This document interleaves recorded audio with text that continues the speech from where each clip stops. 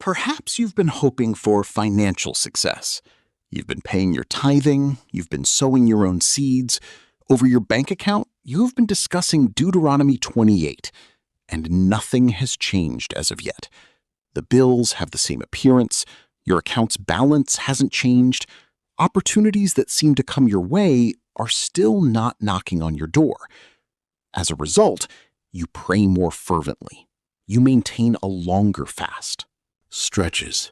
You donate even more liberally. And a thought starts to creep in quietly, deep down in a place you would never openly acknowledge. Maybe God just doesn't want me to be rich. Maybe I was destined to experience financial difficulties. Maybe some believers had the breakthrough, but I don't. Allow me to share something with you that may completely alter your perception of how God operates. Your prayers are not being ignored by God. He's already answered. He gave you a window, specifically a 3-hour window, during which He pours out clarity, strategy, direction, and provision, and you sleep through it every morning. This isn't a motivational speech. This is not a message to get up early and work hard. This pattern is found throughout the whole Bible, from Genesis to the Gospels. And when you do see it, it will change the way you view your alarm clock. The Bible is more than just a religious text. It is a financial handbook as well. Additionally, the chapter that opens in the morning is the one you have been ignoring. Let's start with something that most churches won't tell you. The night in ancient Israel was divided into 4 shifts, or watches. Imagine a security. Throughout the gloomy night, the guard rotates. It was always intended for someone to be awake and vigilant. The first watch began at 6 p.m. and ended at 9 p.m. The second watch began at 9 and ended at midnight. The third watch ran from midnight till 3 in the morning. The fourth watch then began at 3 in the morning until 6. Now, be mindful of this, because when you examine the Bible, almost all significant discoveries, deliverances, and encounters with God occurred during the fourth watch. After 430 years of enslavement, the Israelites were freed at this hour. Not in the evening, not at lunchtime. It took place early in the morning. Exodus 14:24. The Egyptian army was completely disoriented when God looked down through the pillar of fire, and a whole country was free by the time the sun rose. Jesus was walking over the lake at that hour. Matthew 14:25. His followers found themselves in the midst of a storm, with waves crashing on them and the boat gradually filling with water. They had spent the entire evening struggling with it. And Jesus showed up, walking directly on top of the precise thing that was threatening to drown them during the fourth watch, not the first, second, or third. And this is what ought to completely stop you in your tracks. Mark 1:35. According to the Bible, while it was still dark, Jesus, the very Son of God, rose and went to a secluded, quiet area to pray. Take a moment to consider that. A financial breakthrough was not necessary for Jesus. He created the universe with His words. He could have sent forth 10,000 angels to take care of anything. Nevertheless, He got up before the sun rose. Why would He act in such a way? Due to the early... There is much more to the morning hours than merely discipline. They have to do with alignment.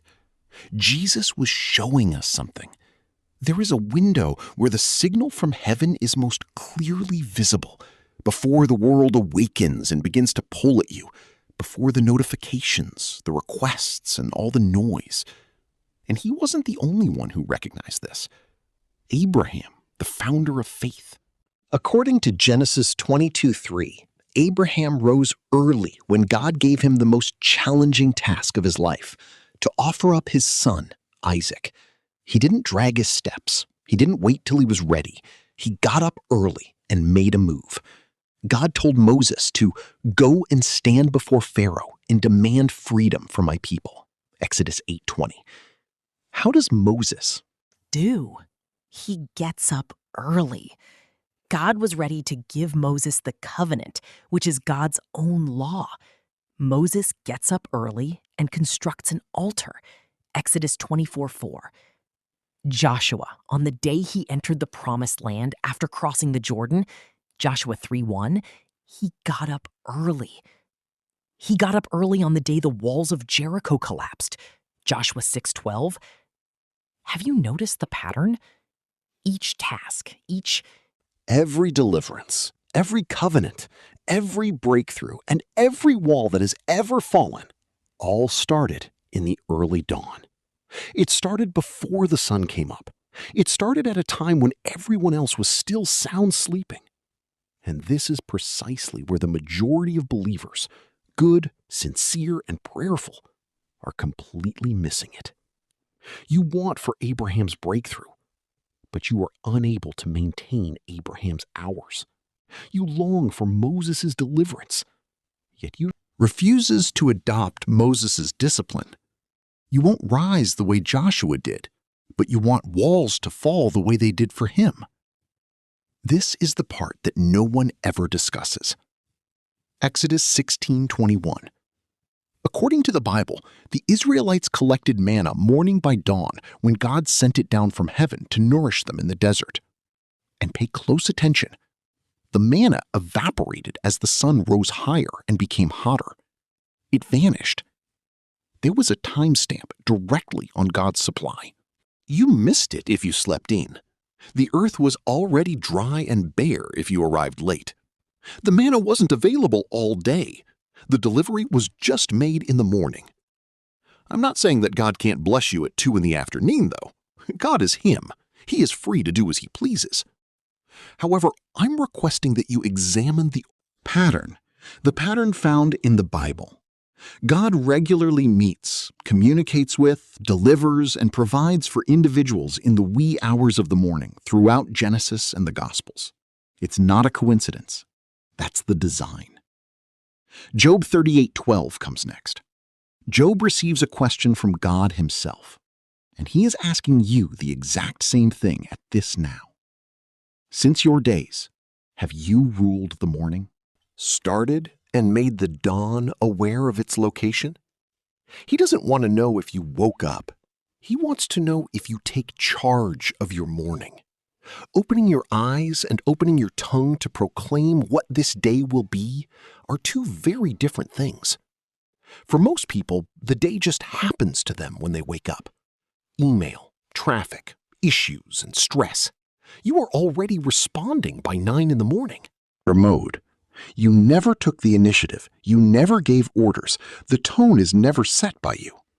However, that is not religion if you have previously met with God, received your guidance, and declared control over your wealth, career, business, and family before any of that ever affected you. That's strategy. Additionally, it has been taught for thousands of years throughout the Bible. Now, that is exactly what we are going to dissect. If you're sitting there thinking, all right, I understand the pattern, but what am I actually supposed to do at 3 in the morning? God didn't only tell us to wake up. He outlined a plan. 3 stages, 3 hours, mental preparation, physical activation, and spiritual alignment. Scripture supports all of this. You'll understand that the Bible didn't only tell you when to wake up once you learn how it's made. It gave you precise instructions as soon as your feet touch the ground. This is the blueprint, and I want you to understand what I'm saying. I did not create this on my own. Scripture contains information about this. God established a 3-phase system that is dispersed throughout the Old and New Testaments. Collectively, Phase 1, 3 a.m. to 4 a.m., the hour of alignment. Asking God to give you stuff is not appropriate at this time. The majority of people make that error. They start talking about their difficulties as soon as they wake up. I need money, Lord. Fix my work, Lord. Lord, let a door open.